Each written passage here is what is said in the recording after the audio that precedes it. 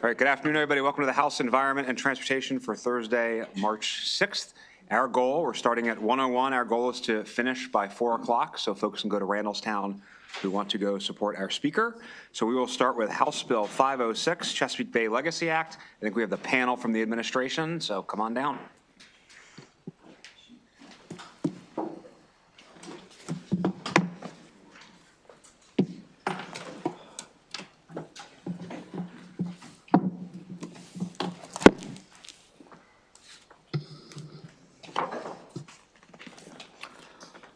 Thank you, Mr. Chair, and I think Secretary Addix is on virtual.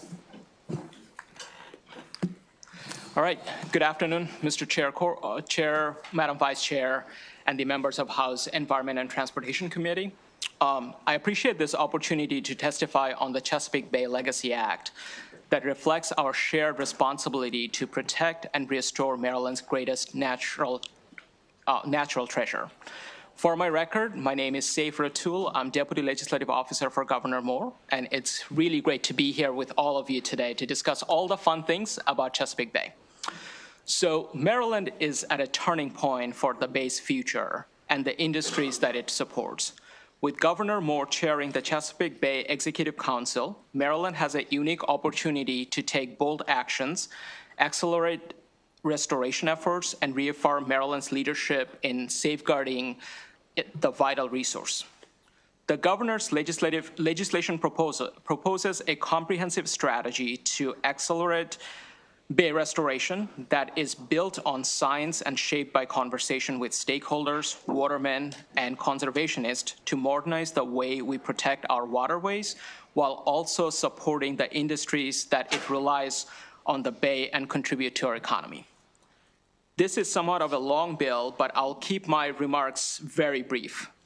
Just in a few moments, you'll hear from both of our secretaries who will explain the legislation a little bit more in detail, including highlighting regenerative farming practices, establishing a unique and sustainable fish processing method called Ikejime, and modernizing our 4-decade-old water quality monitoring program.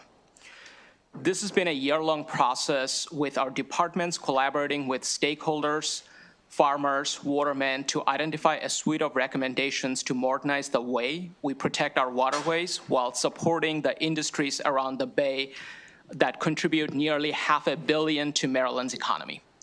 Based on our conversations, we're offering a number of amendments to the legislation that highlighting the funding mechanism for the LEAF pilot program, authorizing the department to incorporate citizen-driven water quality data, and offering further clarifications on the fisheries management process. Simply put, this is a comprehensive legislation provides a unique opportunity for Maryland to step up and make real progress for the Bay's future. With that, I respectfully ask for a favorable report on this bill, and I pass it to my colleagues. Mr. Secretary. Secretary Addix, are you able to jump in? Yep. I believe so. Thank you very much. Madam Chair, Mr. Chair and Madam Vice Chair, for the record, Kevin Addix, Secretary of the Department of Agriculture, and I'm here to ask for your favorable support of this bill. And I'll review the 3 items that deal primarily with agriculture. And they go in this order in the bill. First up is the LEAF program, which is our new Leaders in Environmentally Engaged Farming program.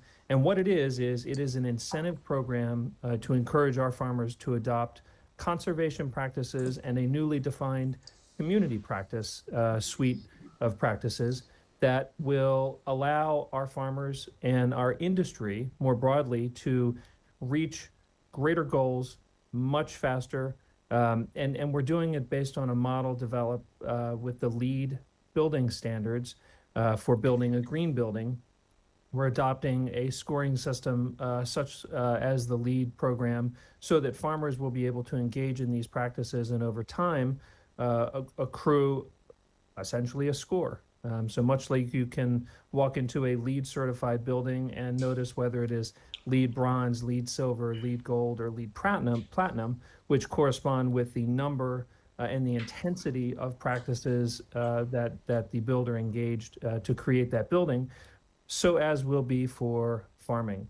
I wanted to point out that our conservation practices are taking a whole of environment approach. So we're looking at practices that not only reduce nutrients in support of the Chesapeake Bay watershed restoration programs, but also mitigate farm emissions, increase carbon sequestration in accordance with our climate pollution reduction plan, and finally align environmental goals and initiatives of the department and the state while enhancing farm profitability.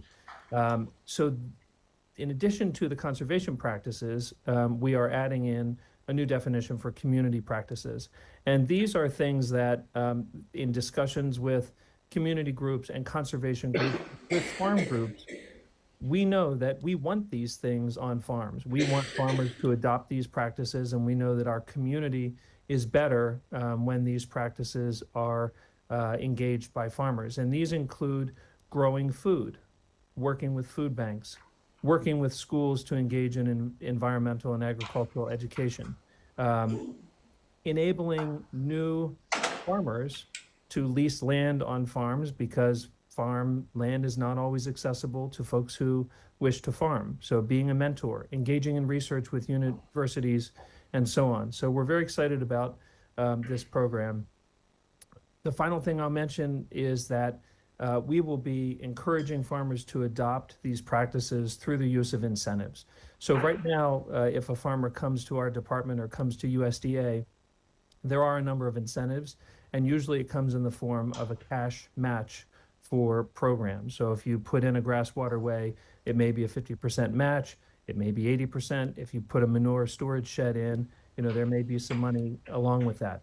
We believe that there are other incentives that we can add over time that will encourage farmers to get engaged in this program, such as leveraging some leasing programs so that potentially rates become lower the higher your score. Let's say a farmer wants to preserve their property. Maybe the higher their leaf score, the further up in line they get toward preserving that property, because preserving property is competitive in Maryland. So the one amendment that Mr. Ratul mentioned, and thank you for the introduction on this bill, was that there is an amendment here to ensure that the program is funded in its first year. We envision one staffer being assigned to work with farmers to develop these practices. We have folks right now in our program that are working on a weekly basis with conservation, environmental, and farm groups to help flesh out this program. And we're very excited about the future of this. We think it is a new way to engage in conservation and community going forward. The next program, or the next piece of this bill that I'll highlight is the, if it's okay, Secretary Kurtz, for me to jump forward with these, is healthy soils. So we have, through this bill, are adding a definition of regenerative practices and traditions. We would only be, to our knowledge, the second state to create a definition of this type. And we've inserted it into our healthy soils language in partnership with the Department of Natural Resources, who really took the lead on helping to develop these. So we're very excited to begin to recognize the value of focusing on this form of land management. And Secretary Kurtz can discuss further later on about the need for this. And finally, I'll mention something that I'll step out of my lane and mention something that falls into the Department of Natural Resources statute, and Secretary Kurtz will take over from here. But it's something that is so needed in the world of agriculture. And as I mentioned before, there are so many new and beginning farmers who are actively interested in agriculture, but their challenge is they don't have access to land. And in a state like Maryland, with the development pressures so intense that we have that other agricultural states do not have, if you don't come from a 3, 4, 5 generation family of landholders with significant land access, it is very expensive. It is prohibitively expensive sometimes to purchase enough land to create a profitable business. Enter the fact that DNR and the state, or the state through DNR, is a significant landholder of agricultural land. And this bill will allow the Department of Natural Resources to be more flexible in how it leases its land.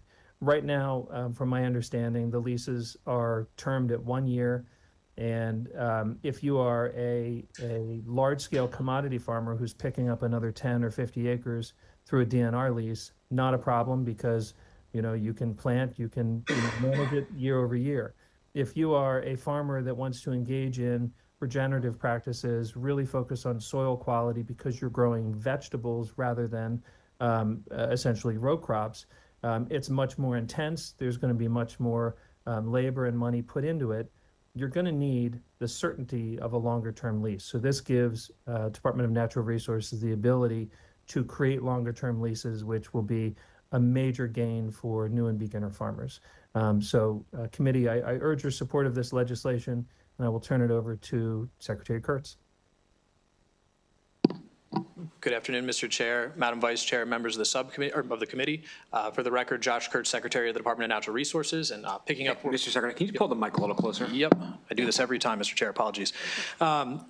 Just picking up very briefly, so yes, this would allow us to really include those leases to be slightly longer, where we're able to then work with the farmers who would be investing in the soil health, investing in practices that provide not only that access to land, but also improved water quality from that soil health, improved carbon sequestration and capture. So that would go a long way with those longer leases in having that infrastructure. Mr. Ratul touched on the need for a better water quality monitoring system. One thing that we have seen is that things are changing rapidly in the Bay. And in order for us to make our best management decisions, we need to have up-to-date water quality monitoring. And what this bill seeks to do is really formalize the Department of Natural Resources' role in water quality monitoring, working closely with other entities. We've seen a real growth in our nonprofit, our academic, and our community groups in terms of actually doing that water quality. And we want to have a program that allows us to build in as much data as possible and really to process that data so we understand what's happening in real time in our waterways. And Mr. Ratul touched on this, but this also updates how we look at our fisheries management plans. And I think it clarifies some existing points of our code, but it really looks at allowing the department to be more flexible in terms of when we have new species coming into the Bay. So what we're seeing in the Bay is changes in water temperature. We're seeing changes in species composition, and that's created opportunities for commercial industry. I think thinking of the shrimp fishery on the coast, thinking of the Jonah crab fishery, but looking forward into the future, we expect that there's going to be new opportunities for commercial scale harvest. So what this does is it allows us to create fisheries management plans through reg, or incorporate fisheries through regs, do pilot projects, and get these fisheries up and running more quickly. It also gives us the authority to evaluate climatological data. And what does that? It really means it allows us to look at how the Bay is changing and build into our fisheries management plans cross-cutting impacts. So a couple of examples that have been discussed in this committee, blue catfish, one that comes to mind. That's an issue for many of our different fishery species, blue crab, striped bass, oysters. The old way of doing this, we would have said, okay, let's think about oysters, now let's think about blue catfish in that context. Let's think about blue crabs, and now blue catfish in that context. This would give us the opportunity to build cross-cutting plans to tackle those kind of issues. In aquaculture, we saw the bushels harvested come up to 94,000 this past year. Well, that's great to see the increase. We're not seeing the opportunity, I think, grow and the industry grow as quickly as we would like. We've identified a couple places where our permitting process has created bottlenecks working with the aquaculture industry. And so what this bill seeks to do is eliminate some of those. It also further clarifies kind of the order of operations in terms of how we're evaluating these leases, and it gives the department the ability to do some mediation. One thing we're seeing is that the process can get held up when there's a protest. This would give us statutory authority to actually do the mediation on the front end, rather go through the process first. Looking at the permitting timelines, this is really related to whole watershed and the whole Watershed Act. And so this would give us an opportunity for a collaborative permitting process where we're looking at the projects that come in and permitting projects holistically across the course of each one of those projects. This would give us the opportunity to work more closely, especially with our federal partners, thinking Army Corps of Engineers, who will be critical in the permitting timeline for whole watershed, and really build out that regime in partnership, kind of co-create that with Department of Environment, Department of Natural Resources, our federal partners, and the applicants for whole Watershed Act. So we'll allow us us to move more quickly and I think give us some opportunities to come up with innovative ways to permit across projects. The key to this piece of legislation is how interrelated everything is. It's a recognition that for us to go faster, we need to do more things at the same time. And so we're seeking to optimize our policies in this bill to allow us to have a restored bay and meet the Bay Agreement 25 goals and continue to have a vibrant economy, ecology, and cultural resource that is the Bay. With that, I would urge a favorable report, and thank you for the time. Thank you. I think that's it, right? Ms. Jones, you're just there for questions?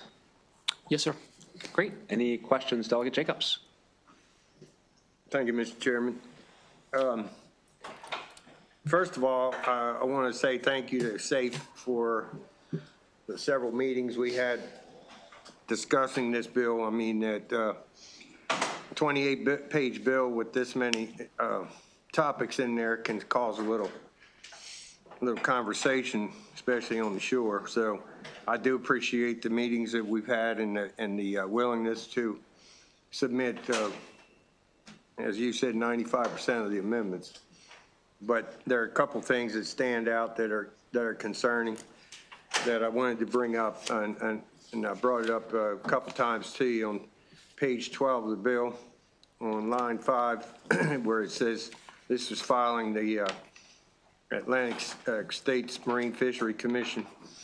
And the word shall there, we kind of brought that up about changing the word shall to may. And, you know, there's some precedent that recently occurred in Maine and New Hampshire with the lobster fishery, where the states rejected the recommendations, and eventually, I think February 5th, Atlantic States Marine Fishery actually nixed the idea.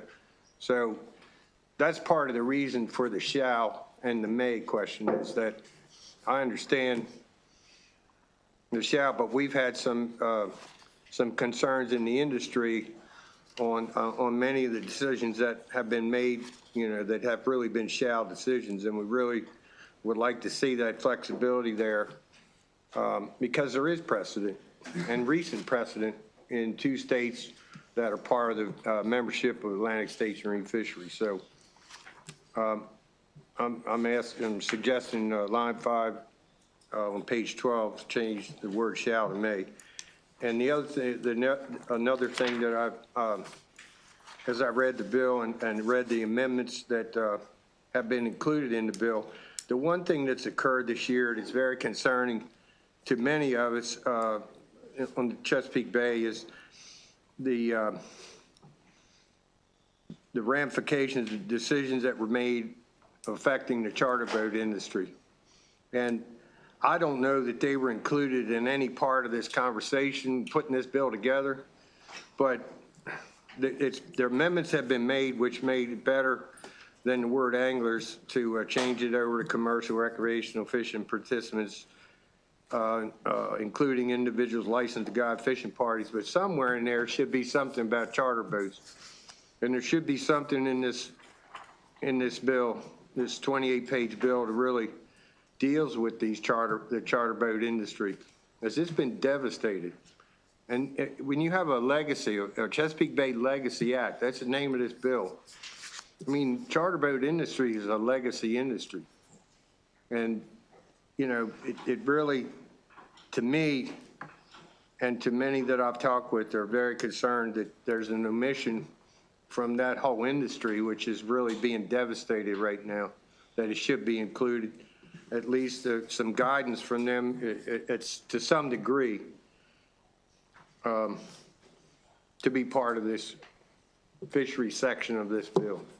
Wouldn't you agree with that? That's my question, Mr. Chairman.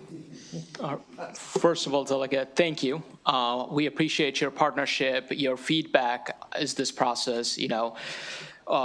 The bill is a lot better now comparing to when we started, is because all the feedback and all the suggestions that we have gotten from you and everybody else. So I appreciate that opportunity. And I'll pass it to the Secretary to articulate, especially on page 12, line 5 on the shall, as well as articulating the charter boat industry. Yeah, thank you, Delegate. And I think, so the shall for Atlantic State Marine Fisheries Commission is really related to how the the Interstate Commerce Pact, which is what created this, is set up, right? We are required to follow what the Atlantic State Marine Fisheries Commission for the species. What I will say, this language does not take away our ability to appeal. It does not take away our ability to take legal action if we were to disagree with Atlantic State Marine Fisheries Commission. It just allows us, or it orients the language to the same way that it captures ASMFC and other parts of code. And so I think to your point there, if we have a disagreement, when we have issues like we've seen in a couple of different places over the course of ASMFC, this would not limit our ability to go through those processes that those other states have used in order to do those appeals, or to, if need be, litigate against ASMFC for a disagreement around a fisheries management plan, for example. And then speaking to that point on the charter boats, I think, when we look at especially striped bass, right, we've seen that decline, and ASMFC, I think, took action. We, again, in our most recent ASMFC meeting, put forward a request to do sector separation, which, to your point, it gets to your point, right? We need to recognize that charter boat industry here in Maryland does not look like the recreational industry. We're working to build support at ASMFC on that. That has been tough sledding, frankly, as we've discussed before. But I think, when we look at the ability for us to think cross species, I think that's also an area where we can work with the Charter Boat Captains Association and our Charter Boat Captain community to provide greater opportunity for them to have access to the species, but also for us to rethink how we're managing them, right? I mean, we've talked about this, the amount of change we're seeing, especially for striped bass, whether that be due to not having plankton availability, to having issues with the invasives. This sets us up on that framework to be able to build from there and provide, I think, also different economic opportunities for them as well. So get back to my original comments. Would you be willing to accept some sort of additional language to add charter boat industry into this bill? Delegate, we're willing to consider. So if you are proposing some additional language, we would love to see what those languages are. So we can talk offline on this. All right. Thank you. Thank you, sir. Delegate Otto. Thank you, Mr. Chair. Mr. Secretary, you talked about the water quality sampling and things like that. I think that's a good thing. But is there a protocol and training for the people taking these that we're doing real science and not lawyer science? That's exactly what we're trying to do here in this bill. So what we don't have currently is that recognized set of protocols so that we can all use the data together. And so what this would set up is what that process looks like for, if you own it, you have a pier, you have water quality sample at the end of your dock. If you follow the protocol that's laid out by the Water Quality Monitoring Program, we, the state, could use that data, and we could then provide the access to that data for others. I think we look across the bay at like the VIMS tool that allows us to manage, to see the change in dissolved oxygen in real time. We want to be able to get there because that will allow us to provide information to the boating public, to commercial watermen, to recreational anglers, to the many uses of the bay, where we are seeing, really good water quality and where there's kind of coming challenges. And that dissolved oxygen monitor that they have at VIMS, I think, is really what we want to strive to achieve for all of the impacts to water quality. Well, I want the consistency and accuracy. And absolutely. That we're comparing apples and not oranges and bananas. Mr. Addix, Secretary Addix, you also talked about definition of soil quality, I believe. Who's determining that? Mr. Delegate, thank you for the question. We do have a Healthy Soils Committee in the department, which is made up of farmers and those who care deeply about the health of the soil. So those who are interested in soil quality for conservation and environmental reasons, and of course on the farmer side, those who are interested because better soil equals better crop and of course lower nutrient inputs, right? So better profitability because you're not having to add as much fertilizer. So we do have a Healthy Soils Committee, and I can get you the composition of that committee. It meets fairly regularly. You're familiar with the Nutrient Management Committee. It's much like that, where it's an advisory committee that meets. And you can see in the bill the language of what are the factors considered in the definition of healthy soils. And the concept of regenerative practices is through this legislation added in as a may include regenerative practices. Do we not have 24 soil conservation districts in the state, or at least 23? We certainly do, and that And have them for many years. sure. And they are engaged in this as well. I believe members of the Soil Conservation District, or at least the State Association of Districts, is engaged in this Soil Health Committee. Well, I think they should have a big voice in it. Thank you. Thank you. Delegate Terrassa Esquire.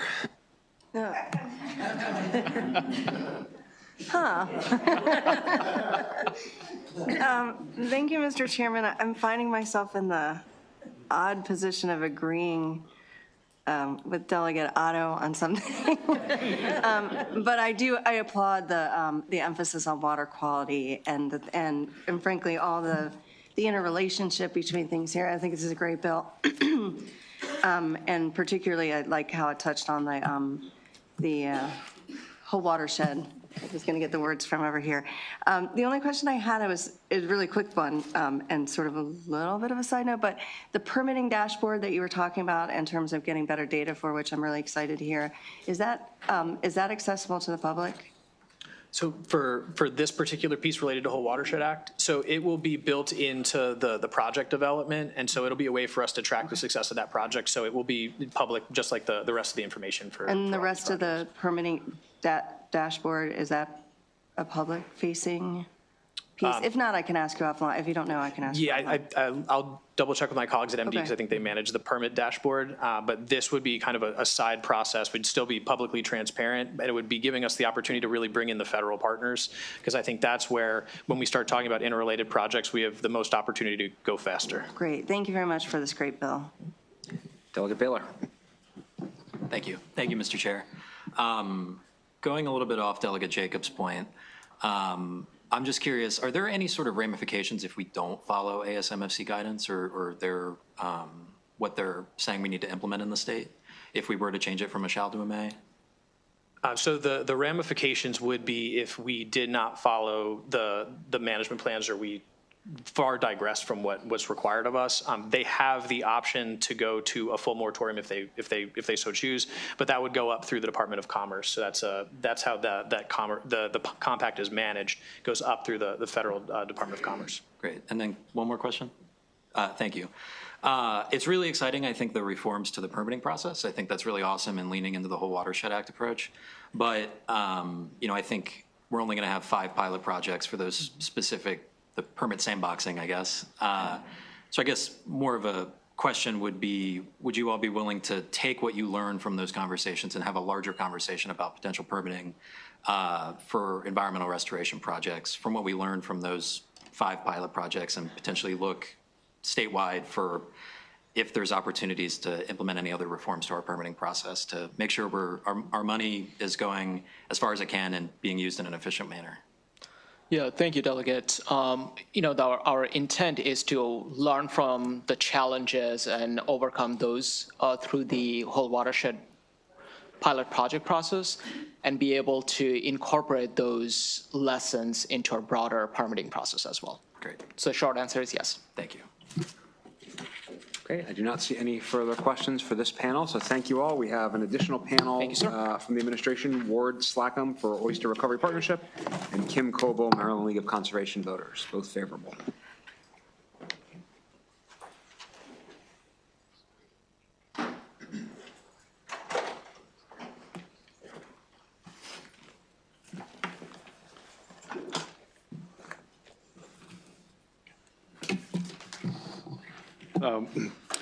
Thank you, Mr. Chairman, Madam Vice Chair, and committee.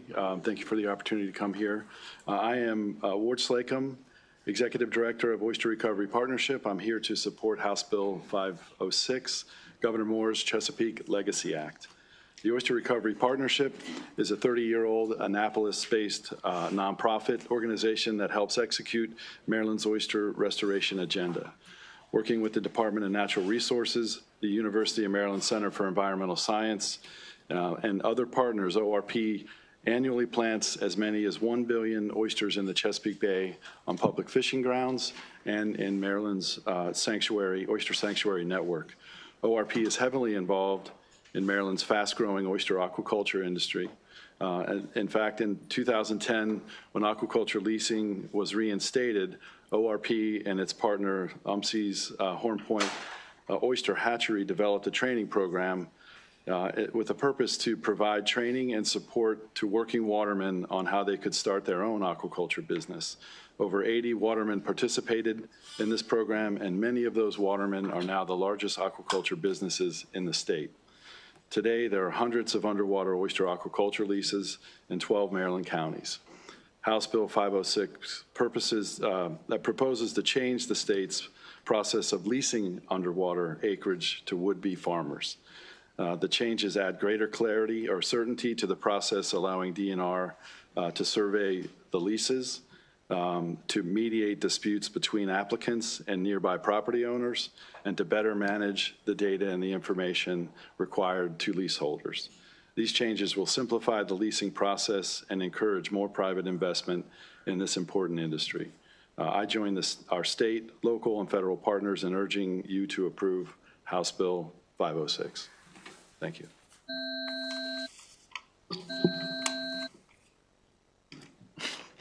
Mr. Chairman, members of the committee, I'm Kim Coble, Executive Director for the Maryland League of Conservation Voters. It's an honor to be here today in support of HB 506, the Bay Legacy Act. It's great to be talking about the Chesapeake Bay. We are in full support of this bill and want to thank Governor Moore, Secretary Kurtz, and Secretary Addicks for their leadership on it. The bill allows us to continue to make progress on the Bay, especially during tough budget years. There's several things to highlight that we particularly are excited about. One is the multiple and many more conservation practices that'll be done on agricultural land.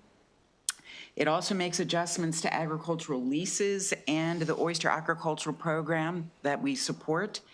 And also, the one we're most excited about is the robust and efficient water quality monitoring program that's developed in this bill. So we urge your support of this bill. Thank you. Thank you. Are there any questions for this panel? Delegate Ziegler. Thank you, Mr. Chair. I just wondered if you could address, are federal funds required for this at all? And if so, do you have any thoughts about that? I'm happy to answer that. In terms of federal funding, I'm sure that the sectors that are included in this bill, both agriculture and also fisheries, benefit from federal funding like USDA or Wallabro, Dingell-Johnson funds for fisheries. Specific to aquaculture, which is why ORP is here, I'm aware of a grant from the agency NOAA that supports the University of Maryland Center for Environmental Science Horn Point Hatchery. And that Horn Point, the hatchery is dedicated to producing oysters. And those oysters are used both to support the aquaculture industry, the public fishery, and also sanctuary restoration work that we're doing. That grant is actually awarded to the Department of Natural Resources. And the hatchery uses those funds for general operating. And so they use it for staff. If those funds were disrupted or removed, then they would have to downsize their staff. They manage the grant in such a way that they meet the annual deliverable for the grant in terms of numbers of oysters, and then that allows them to continue to produce oysters in surplus that is then made available to both the wild fishery and also aquaculture. It's the largest hatchery in the East Coast, and aquaculture has a heavy dependence on that. So if those funds were removed, that would be a significant negative impact on the growth of the aquaculture industry. Thank you. Okay, thank you both. We're going to call up another panel of favorable witnesses. Lindsay Thompson, Maryland Grain Producers Association, Paul Shurik, Oyster Recovery Partnership, and Holly Porter, Delmarva Chicken Association.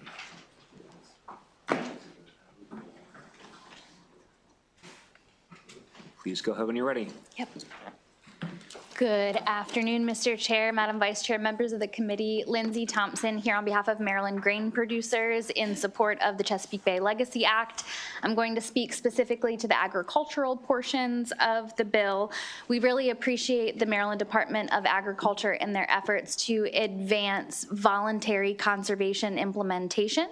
We have been lucky enough to be part of the robust stakeholder engagement that has happened over the summer in the interim already to come up with the LEAF program.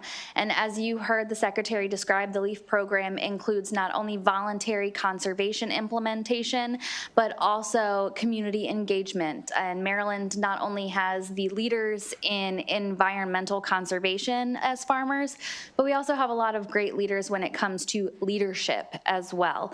And so we think that this bill and this program, through this collaborative stakeholder process, advancing voluntary conservation, is a great way to have us continue to meet our watershed implementation goals, as well as have farmers get and receive the recognition that they deserve for the implementation of these practices and the leadership that they provide, not only to farmers in Maryland, but to farmers throughout the country.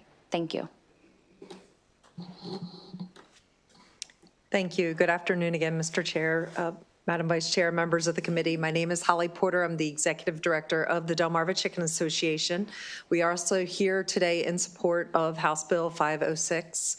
The Delmarva Chicken Association has for over 10 years been promoting and supporting our chicken growers in planting trees, shrubs, tall grasses, and pollinators on our farms.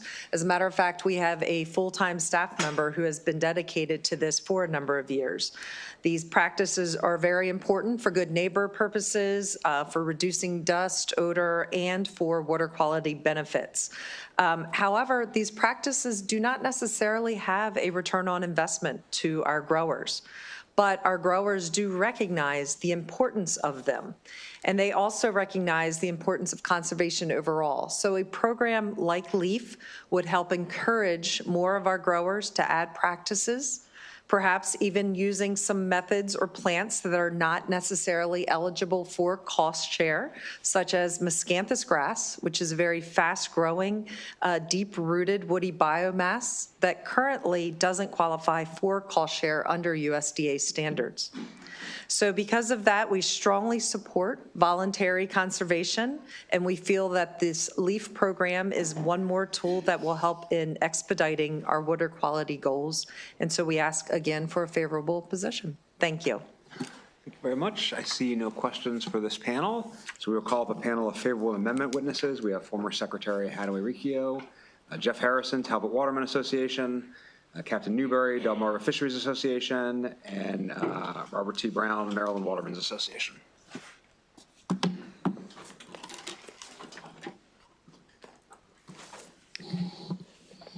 Good afternoon, Mr. Chair, Madam Vice Chair, and members of the committee. For the record, Jeannie Hadaway Riccio. I'm here with Talbot Waterman Association, and we are favorable with amendments on this bill. You have our written testimony, so I will be as brief as possible, but I did want to just take a moment to acknowledge the fact that fishery management plans are really important tools for balancing sustainable harvest with protecting our natural resources. So it is extremely important to have participation from both the industry and other stakeholders when developing FMPs. We also feel that it's really important to have a clear and transparent regulatory process when adopting regulations related to the FMPs.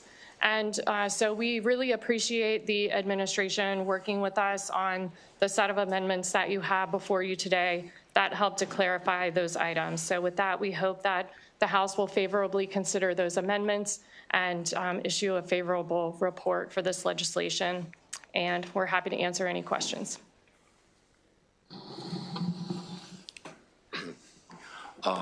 Mr. Chair, Madam Co-Chair, other members of the committee, thank you for giving me a chance to speak. I'm Jeff Harrison. I'm president of Talbot Waterman Association. I just want to thank everybody in this room for, it's the first time coming over here in 10 or 12 years we've been able to work things out, and we're favorable with amendments. My members, it's over 200 members that I represent, watermen. You could not imagine the confusion when this bill first come out. We're always looking at the negative side of things in a sense. We're always thinking people are against us. But it was really good that we were able to work this out with the amendments or as amended. And I just want to say going forward, the consensus process that we've been involved in the last 6 or 8 years really seems to be working out. So I do hope that we move forward with that direction. I do like the idea that this is money saving. A lot of the things in the bill try to save money. As you know, right now the budget is a huge concern. But as a waterman who loves the Bay, we understand how every dollar is important. So I want to thank you again. And like I said, we are favorable with amendments. Robert T. Chair, Vice Chair, members of this committee, my name is Robert T. Brown, President of the Maryland Watermen's Association. We are favorable with amendments. This has been a hard, trying time with all these amendments we had to have put on this bill, from where the Tidal Fish Advisory Commission and Sports Fishery Advisory Commission would have been stripped, which was put back in. The word angler instead of fisherman, and that's replaced with fisherman participant. And the department now shall have, the way it is written in there, shall have fishery management plans for oysters, clams, crabs, catfish, yellow perch, white perch, cow nose rays, and to make sure we can keep the Atlantic States Marine Fisheries Commission out of this part of our industry. And appreciate being able to work together with everybody on this. We are favorable with amendments. Thank you. Mr. Chair, Madam Vice Chair, my name is Captain Robert Newberry. I'm Chairman of Delmarva Fisheries Association, located on the Great Eastern Shore, and it's great to be here today.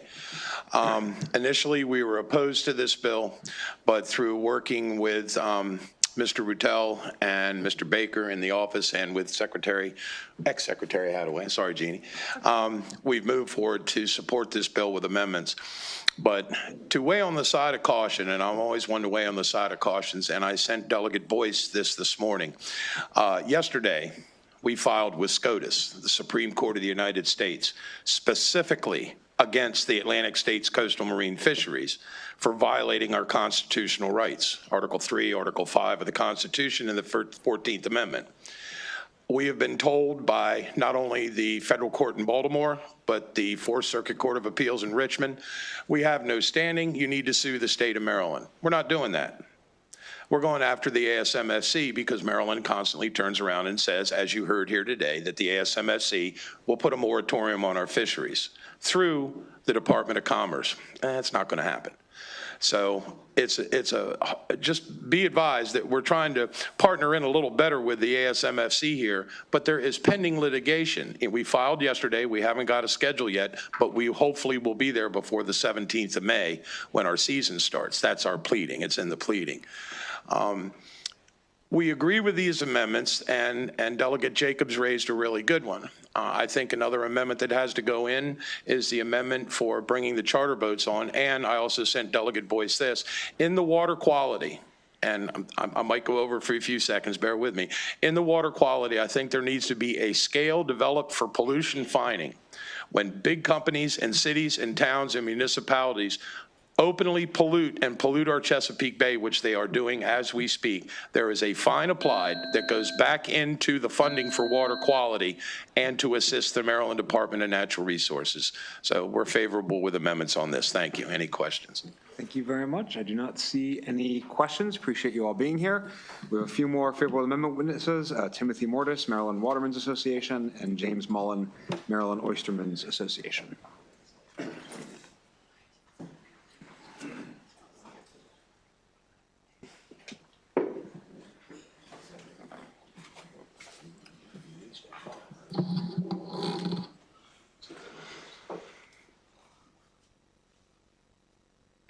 Good afternoon, Mr. Chair, Vice Chair, members of the committee. I'm Jim Mullen with the Maryland Oystermen's Association. I agree and support with everything that was just said.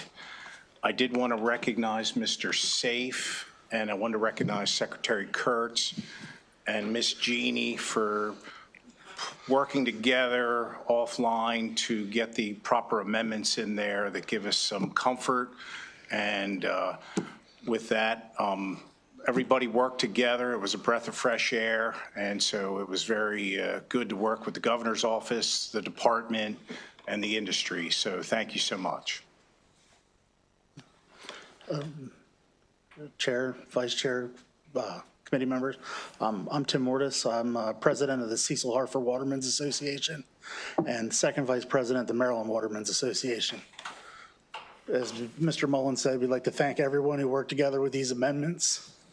A lot of time goes into the groups that we have at DNR to manage these fisheries. I sit on several of them, and they need to stay where they're at and not go to a federal program where they become something, you know, they're important now, and in the federal group they become small, and we wouldn't have as much control in what goes on as we do now. Thank you. Thank you very much. Nice to have some of you guys across the bridge with us in person.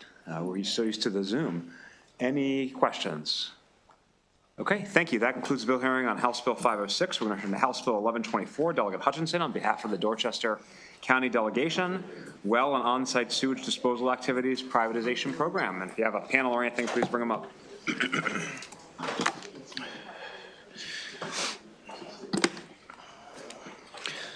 Good afternoon, Mr. Chair, Madam Chair, and members of the committee. I'm Delegate Tom Hutchinson from the beautiful Eastern Shore.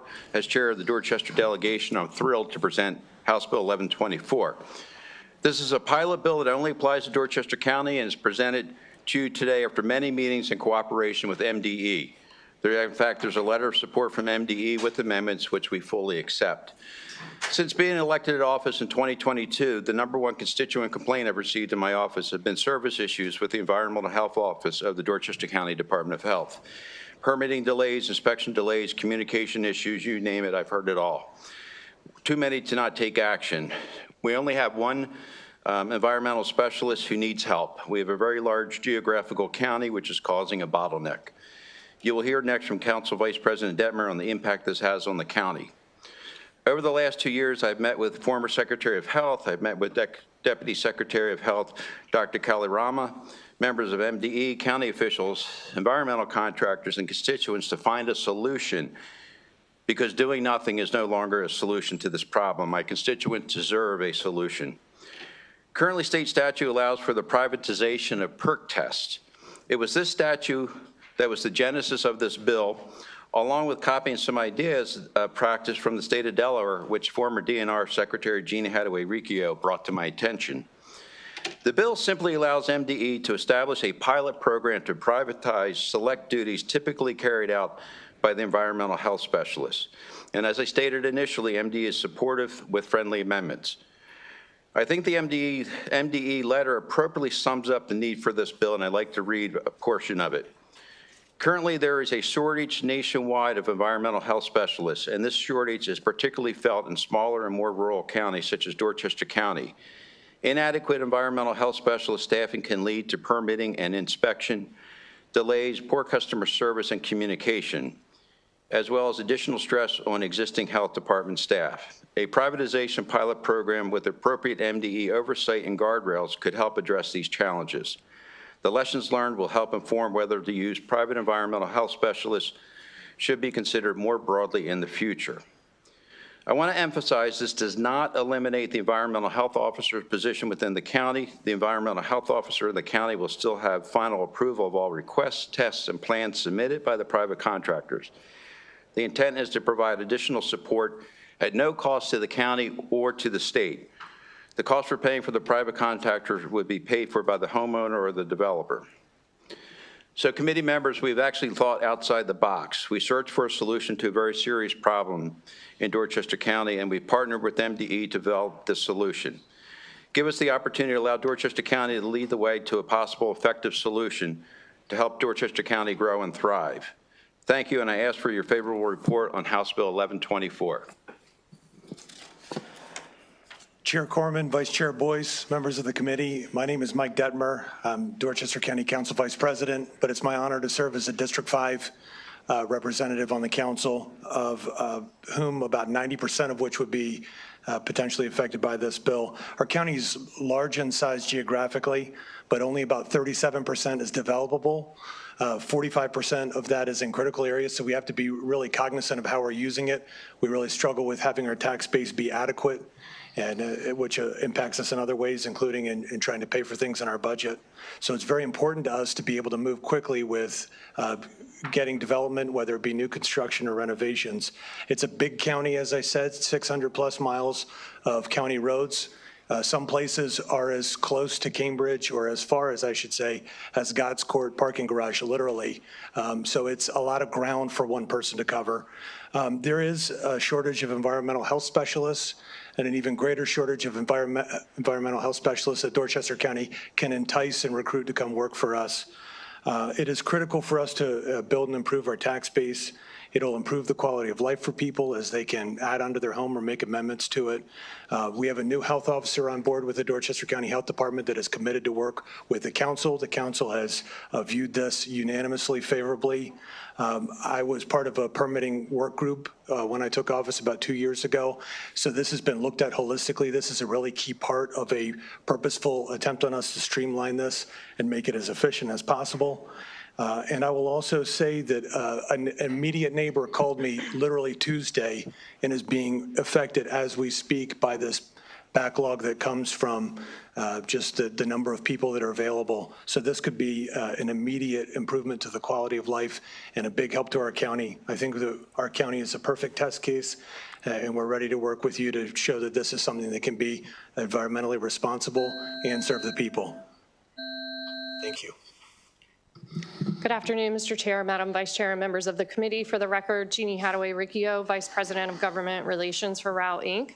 As you've heard from the delegate, the council member, and from MDE themselves, there's a statewide shortage of environmental health specialists, which is leading to issues and backlogs across the state, including Dorchester County.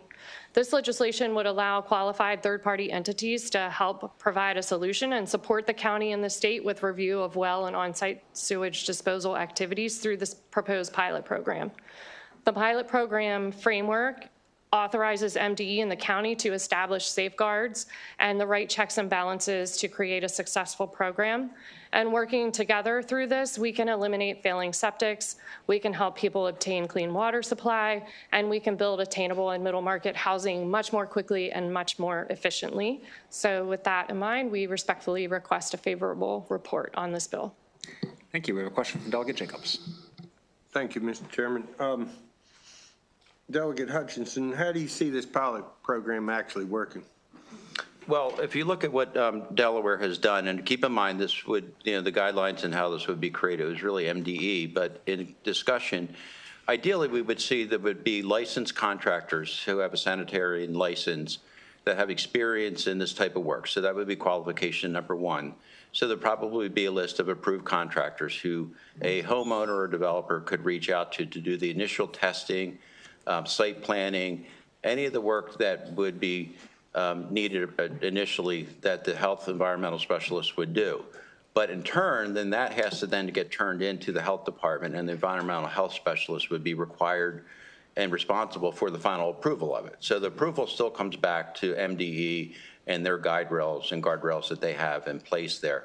While it's not written in stone, I think we would have in there a guardrail that says that whatever contractor is chosen couldn't be then chosen to do the work on site that's there. But that's sort of the genesis and the structure of which we've seen that has been very effective in the state of Delaware as well. And I also do want to point out, there is a small fiscal note that's in this. I tried to reach out to MDA this morning to talk about it, but in discussion with other professionals, Ms. Hadaway-Riccio has volunteered her time and to address with other contractors out there. This is such an important bill. I can't overemphasize the importance of this bill to Dorchester County because of the issues we have on this. And we're excited to get a pilot program done. It's great to have MDE on our side on this and wanting to support it. So I think we can work through the fiscal issue as well that's there and move this forward. I can't, again, overemphasize how important this is to Dorchester County. Thank you. Okay, we appreciate your commitment to government spending. No further questions on this bill. That concludes the bill hearing on House Bill 1124. We will turn to House Bill 360, Delegate Holmes on behalf of the Prince George's County Delegation, Management Registration Fees for Alternative Dispute Resolution Community Associations.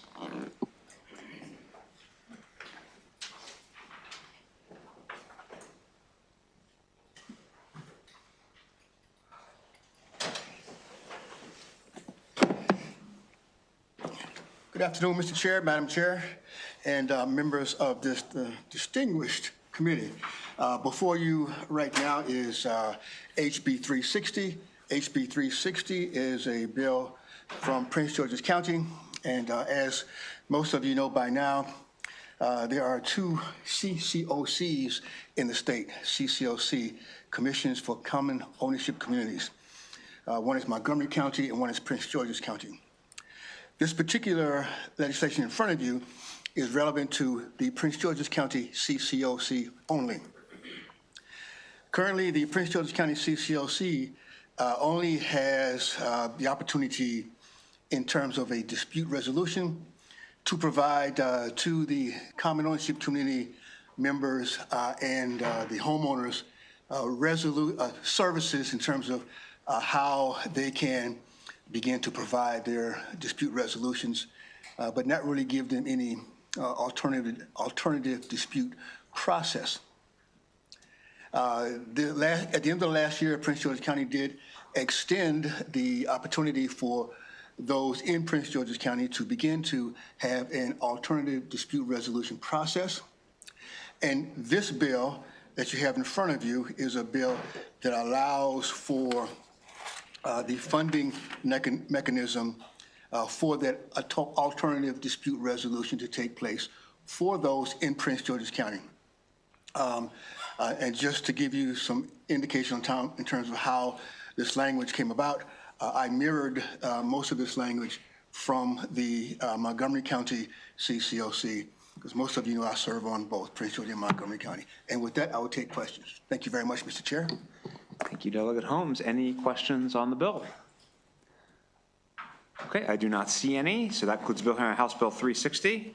We'll turn to House Bill 371, Delegate Long on behalf of the Prince George's County Delegation, Speed Monitoring Systems, Maryland Route 5.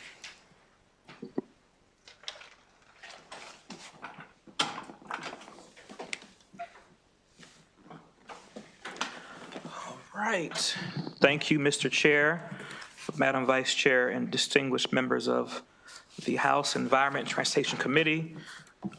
This is, for the record, I'm Delegate Jeffrey Long Jr., and this is HB 371.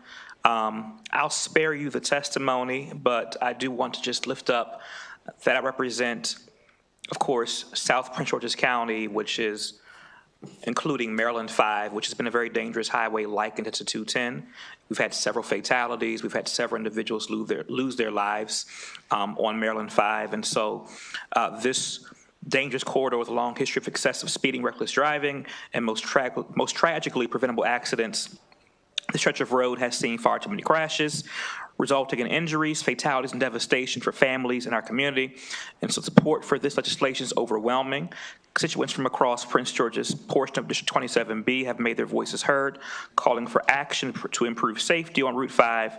And so this would put a speed monitoring system up to 3 on Maryland 5. We've amended the bill to ensure that it's in compliance and in the same posture as the protocol that we do all other speed cameras. It came out of delegation unanimously, and so with that, I urge a favorable report on HB 371. Thank you. Thank you. Are there any questions on this bill? Okay, that concludes the bill hearing on House Bill 371. We'll turn to House Bill, I'm sorry, 360? No, 371. Yes, I apologize, Delegate Long. We'll turn to House Bill 1168. Delegate Long, on behalf of his delegation, WSSC service charges. Mr. Chair, may I bring the panel from? Of course. Thank you.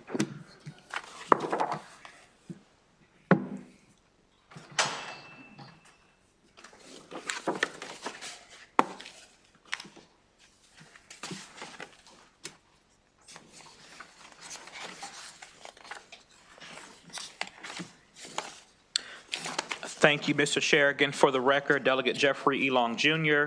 On behalf of the Prince George's County House delegation, bear with me. I was just given this assignment, but I will execute it in excellence.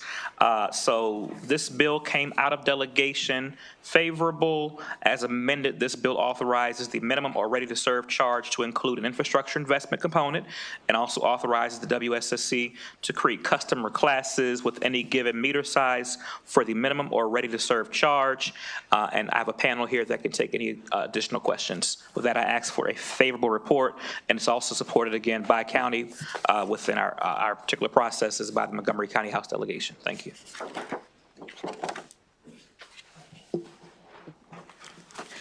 Good afternoon, Chair Corman, Vice Chair Boyce, members of the Environment and Transportation Committee. My name is Mpandim Sonda-Langley.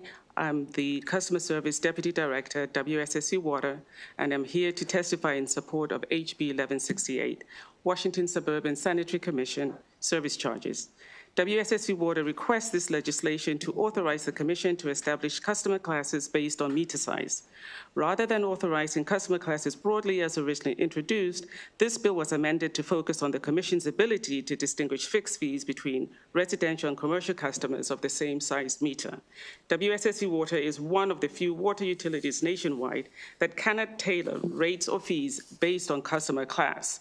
Under the Public Utilities article, WSSC Water's rates and fees must be uniform throughout the service area.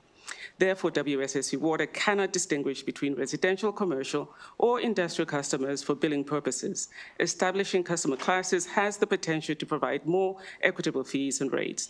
All WSSC Water customers are required to pay an infrastructure investment fee, IIF. All customers with 1.5-inch meters pay $169 quarterly in IIF. 1.5-inch meters are predominantly used by commercial customers. However, a limited number of residential customers also have 1.5-inch meters. All residential customers with 1-inch meters pay $26 quarterly in IIF, a $142 quarterly difference. With authorization under this bill, WSSC Water would be able to distinguish between residential and commercial customers with 1.5-inch meters for billing purposes, and would reclassify residential customers with 1.5-inch meters to be charged the same IIF as residential customers with 1-inch meters. This would provide annual savings of $560 to residential customers with 1.5-inch meters. The Commission will not raise rates or fees on other customers to offset the reduction in revenue. Therefore, WSSC Water respectfully requests a favorable report from the committee on HB 1168. Thank you. Hi, good afternoon. My name is Kenneth Simons, Government Affairs Manager at WSSC Water. Thank you, Chair, Vice Chair, and committee members. I'm just here to answer any questions you may have on the bill. Thank you. Great, and thank you, Delegate Long, for pinch hitting for your fellow delegation member. We appreciate it. Any questions? Okay, that concludes the bill hearing on House Bill 1168. We will jump to House Bill 1167, Montgomery and Prince George's County delegations. Delegate Solomon, Municipal Authority to Regulate Structures, alterations. He just left. He left. All right, I'm going to do his bill. This is a relatively straightforward bill that clarifies the municipal authority in a part of state law that allows municipalities in MoCo that fit in a certain class to regulate certain types of land use attributes. There was a legal question about whether or not it applied to certain types of structures. This clarifies, in line with the Attorney General's opinion, that it does do so. Any questions on the bill? Okay, that concludes the bill here on House Bill 1167. We will turn to House Bill 1064. Again, Montgomery and Prince George's County delegations, Delegate Blokovich-Carr presenting live streaming requirements. Thank you, Mr. Chair. And I was going to say the other favorable witnesses are welcome to come up too.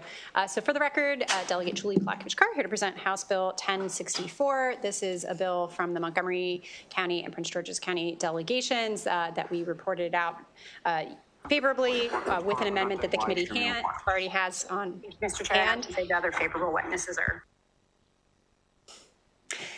This is a very straightforward bill that just tweaks some of the live streaming requirements for the Montgomery County Planning Board and for Washington Suburban Sanitary Commission. I'll just note that even under this bill, both of those bodies are still expected under law to supersede the requirements of the Open Meetings Act. Thank you. Hi, good afternoon again, Chair Corman, Vice Chair Boyce, and committee members. Again, my name is Kenneth Simons, Government Affairs Manager at WSSC. water. In the interest of time, I will be short. The WSSC commissioners have unanimously voted to support this bill, and so we urge a favorable report from the committee on this bill. Thank you. Thank you very much. Any questions for the sponsor? Okay, we have virtual favorable testimony from Planning Board Chair Artie Harris, Montgomery County. Please go, Mr. Chair. Yes, can you hear me okay? We can. Okay, great. Good afternoon, Chair Corman and members of the Environment and Transportation Committee. I am Artie Harris, Chair of the Montgomery County Planning Board. In the interest of time, I will refer you to the Commission's written statement for details. Suffice it to say, we are strongly in support of House Bill 1064 as amended by the delegation. This bill maintains our commitment to transparency, increases our efficiency, and enables us to invest more in equitable community engagement. We request a favorable report from the committee. Thank you so much. Thank you very much. We'll turn to Irina Alex Stavitsky-Zanedin from the Sierra Club, Montgomery County. You're on mute. You're still on mute. Thank you. Thank you so much. Good afternoon, Mr. Chair, Madam Chair, and members of the committee. For the record, my name is Alex Stavitsky-Zanedin. I'm a volunteer leader with the Sierra Club Montgomery County Group. You have our written testimony, but I'll briefly summarize. We support HB 1064 with amendments. We agree that the Planning Board should be free to participate in site visits in which no business is conducted without having to video stream. Our suggested amendment would simply add the Planning Board to the list of 19 public bodies enumerated in the Open Meetings Act that are already required to stream their meetings.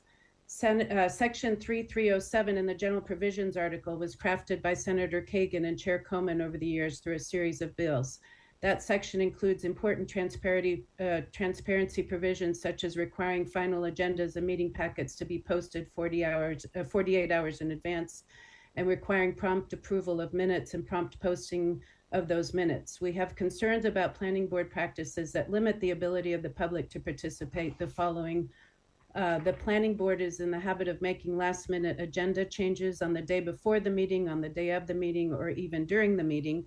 Also, meeting materials are not consistently posted, and approval of minutes and postings, approved minutes online has slowed. In 2024, the Planning Board changed their rules of procedure to reduce opportunities for public input. The window to submit testimony or to request a reconsideration has shrunk. For those reasons, we urge the committee to amend HB 1064 along these lines. Thank you for considering our testimony. Great, and just for your benefit and the benefit of the committee, I believe the Montgomery County delegation actually adopted that amendment, so it will of course be adopted here. Delegate Plotchkar, can you give me a nod if I have that correct? Oh, we did not do that? We did not add them to the list of agencies. I apologize. Thank you for reminding me, Chair Plotchkar. Any other questions besides my confusion? Okay, thank you. That concludes the bill hearing on House Bill 1064. We'll turn to Delegate Pruski, House Bill 453, Anne Arundel County Development Impact Fees.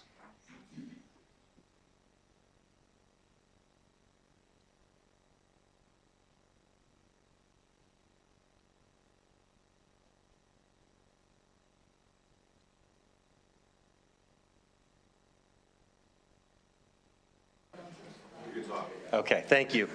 Thank you, Mr. Chairman, Madam Vice Chair, members of the committee.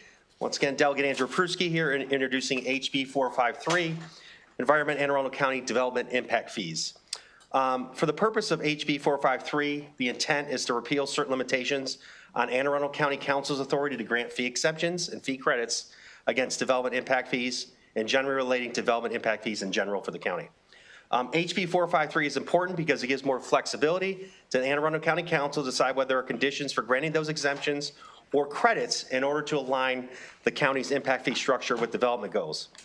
It allows the Anne Arundel County Council to examine each exemption or grant the credit on a case-by-case basis to fully understand the reason to grant that exemption or credit and change the amount of fees themselves. Currently, the state gives Anne Arundel County limited authority to grant the exemption from or credits against development impact fees for development for non-for-profit entities that have been in existence for 3 years. And for the record, I served on the Anne Arundel County Council, fully support this legislation, particularly because the council still has authority and a case-by-case basis to make a decision. The passage of this bill would allow for the discretion of the county council to exempt provided credit on impact fees for construction or development of the following projects. Number one, moderately priced dwelling unit, an accessory dwelling unit, complies with the county's existing requirements for workforce housing, or qualifies for an impact fee credit in cases where developers directly provide for infrastructure or services on behalf of the county. This did go through delegation, came out favorable, and again, I would ask for a favorable report for HB 453. Thank you, Mr. Chair, members of the committee. My name is Ethan Hunt. I represent the Anne Arundel County Administration. I want to thank Delegate Prusky for sponsoring this bill. You should have my written testimony. But the intent of this bill is to give us another way to address housing affordability in Anne Arundel County by offering the county the option and the ability to waive impact fees in those specific instances that Delegate Prusky mentioned. Again, they were accessory dwelling units, moderately priced dwelling units, workforce housing, and when there's a donation or services provided by the developer in lieu of the fee. So I'm happy to answer any questions. I will note all of those terms are defined in the Anne Arundel County Code already. If you have any questions about them, I can give a little more detail. Great, thank you. Is there also a Jansen Evelyn with the county? He was not able to make it today. Okay, we have some questions. Delegate Terrassa. Thank you, Mr. Chairman. On what basis would the county council be able to, if it qualifies under those specific things that you're talking about, like the, I forget, you said accessory unit, affordable housing. Yes. On what basis could the council, you're saying it's a case-by-case basis? So the council would have the authority by ordinance to waive those projects. So an MPDU housing unit or an accessory dwelling unit, they would have the ability to waive an impact fee. But if they're doing legislation, then it wouldn't be case-by-case. It would be, sorry, maybe we're getting a little confused with the terminology. It would be case by case for those different categories of construction. so they wouldn't be determining case-by-case. This frees up the council to reduce impact fees or eliminate impact fees on certain categories of. On those three categories, correct. And I didn't look, but is there a fiscal note on what that might cost what that's There isn't. So, and the reason for that is that we just passed an inclusionary zoning ordinance a couple of months ago, so we don't have any moderately priced dwelling units yet. And that ordinance goes into effect July 1. So at that point, developers will be required to build moderately priced dwelling units as part of a development. Our accessory dwelling unit legislation passed 2 years ago. Last I knew, we had 2 units constructed. Okay, so they wouldn't be able to, they would be able to have the impact fees waived for something they're required to do, not necessarily adding additional affordable housing other than what's required in the inclusionary zoning? No, so the accessory dwelling unit and workforce housing, those are optional. Those are types of projects, and it would give them the option to have those fees waived. But the moderately priced dwelling units, this is an incentive to help ensure that they are able to financially meet the parameters of the project. Okay, just last question. But it doesn't sound like they need to be incentivized. They're being required in the inclusionary zoning, right? So this would waive the impact fees even though they're already required to do the units. It's not for extra units. For any development that has less than 20 units, they have the option to build a moderately priced dwelling unit or pay a fee in lieu into our housing trust fund. So this would incentivize them more towards building the affordable units rather than paying a fee in lieu. Okay, great, thank you. Delegate Ruth. Thank you, Mr. Chair. So let me just start by saying I have legitimate concerns about waiving impact fees in my county. We were late to the impact fees party and only passed impact fees a few years ago. And to my knowledge, maybe this has changed, but I don't believe any development has ever paid impact fees at all. Is that still correct? So I'm very hesitant to, support just blanket exemptions. And so I guess when I'm looking at the legislation here, it basically looks like it's just granting the county council blanket ability to set any kind of exemptions by ordinance by just removing the nonprofit part. But you mentioned specific categories like ADUs and affordable housing. Are you open to amendments to limit this exemption to certain categories? So we actually had a bill that there were amendments added this in delegation that was even broader, and it was narrowed down amongst the delegation. In Anne Arundel County, we have a serious issue. As you know, LIHTC deals are often ones how affordable housing is built, but also the council has moved forward to put in these additional units, and this is a path, an avenue. Every county's different. After serving on the county council as well and having that experience, impact fees are different in every county. I don't want to speak for Baltimore County, but I know Howard, the good delegate, Teresa that's there, and others have different pieces. EDUs sometimes are collected for water or other things ahead of time. Also to see what's there. Anne Arundel's structure is really trying to collect that as the development's being built. And again, this is more to incentivize, if possible, if we have projects, to have people come in and have these projects be built so we could have this type of housing and different options that are there. So I'm sorry, you mentioned there were amendments. Correct. Were those submitted, and do those limit Yeah, it so further this than was what's much in the broader bill? where it was going to waive pretty much any type of fee, and it was narrowed down to these specific categories. So it was a broad. Oh, so that's actually in amendments then? Correct. I hadn't seen those Yeah. amendments. I apologize. Thank you. Yep. Great. Thank you, Delegate Pruski. This is a local bill? Correct. Just affects Anne Arundel County? That is correct. Did the Anne Arundel County delegation vote on it? Yes. And it moved favorable. There was some discussion, not everybody unanimous, but it moved favorable with a majority with the vote. Okay, do your old friends on the county council support it? Yes, as far as I know. They've been asking me where our bill is. Does your county executive support it? Yes, he does. Okay, just want to be, this only applies to Anne Arundel County? Yes. Okay, great. Thank you. That concludes the bill hearing on House Bill 453. We'll go to House Bill 844, Delegate Otto, Somerset County, salaries of local officials increase.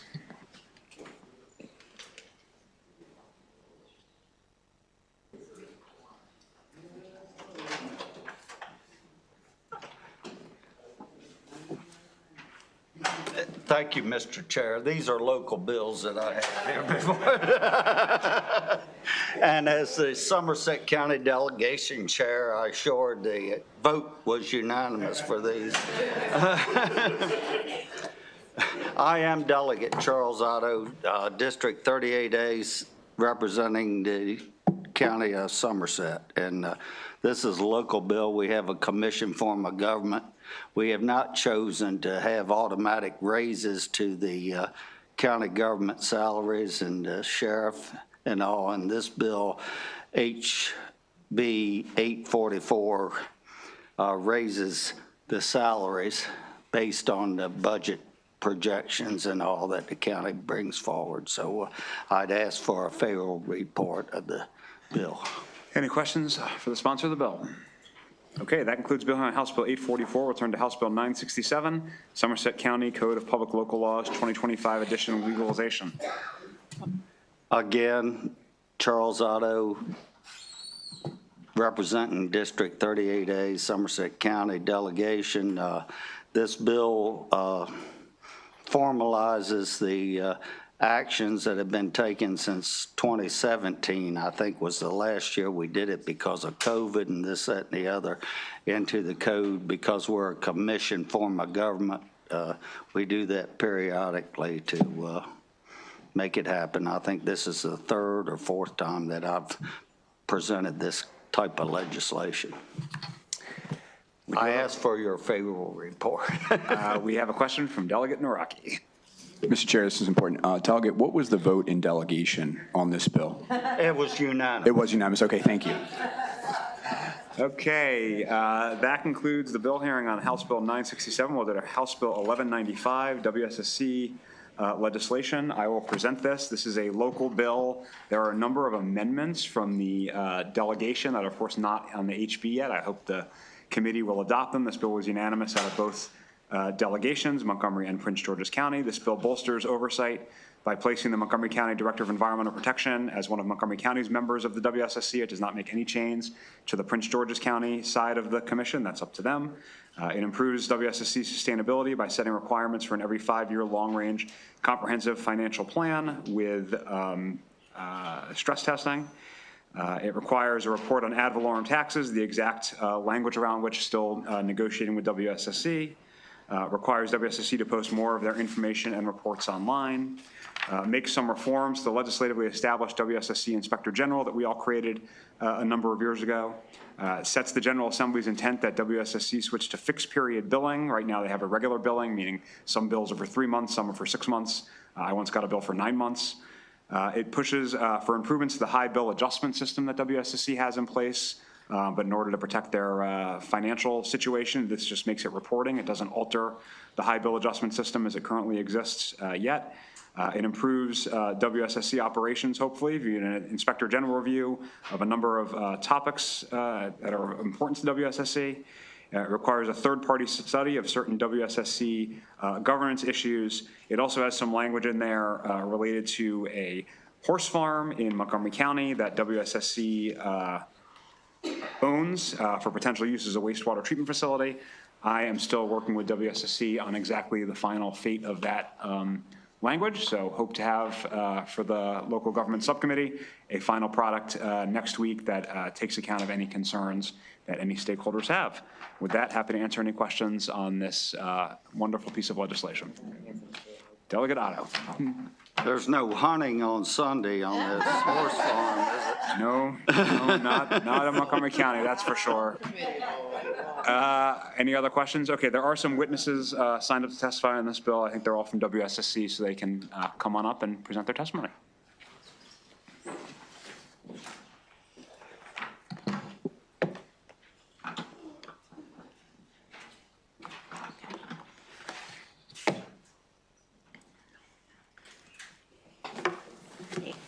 Do I just get started?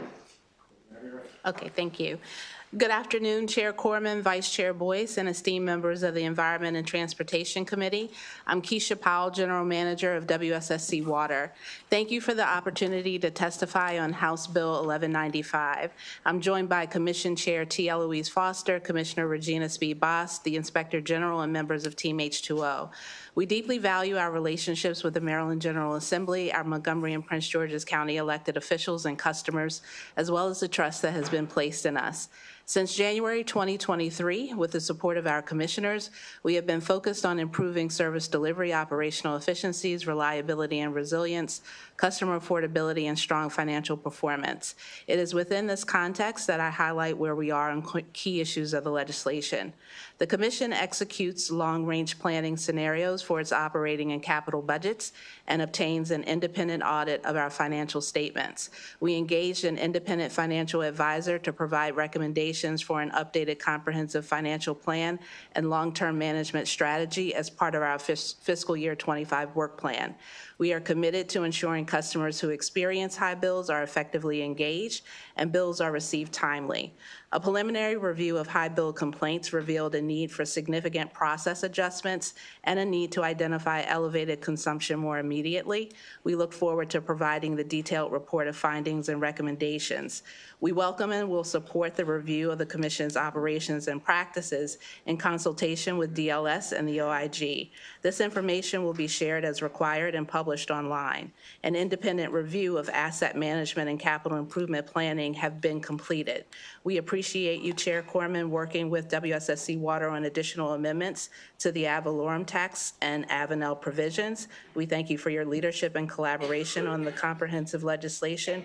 We also want to recognize and thank the co-sponsors, Delegate Wilkins and Delegate Barnes, for your engagement as well, and we're happy to address any questions you have.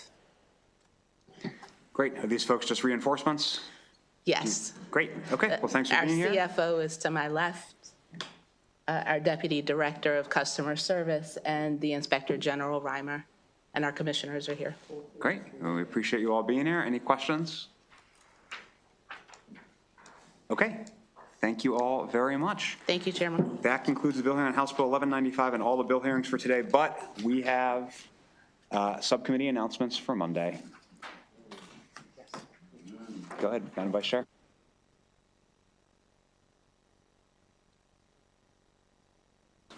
Thank you so much, Mr. Chair. The Natural Resources Subcommittee will meet on Monday, 2 p.m. by Zoom. We will be going through about 5 or 6 bills, 2 only for discussions. Be on time, please. Thanks. Delegate Stein. Thank you, Mr. Chair. The Environment Subcommittee will be meeting virtually Monday at 1. Any other subcommittees on Monday? Delegate Lewis. Thank you, Mr. Chair. The Land Use and Ethics Subcommittee will meet on Monday. Please watch your text messages and emails. We're looking at late afternoon, 4 or 5 p.m., so please respond to those texts and emails. Thank you. Great. So just a reminder, we don't have any bill hearings tomorrow because of the, we'll be supporting our speaker.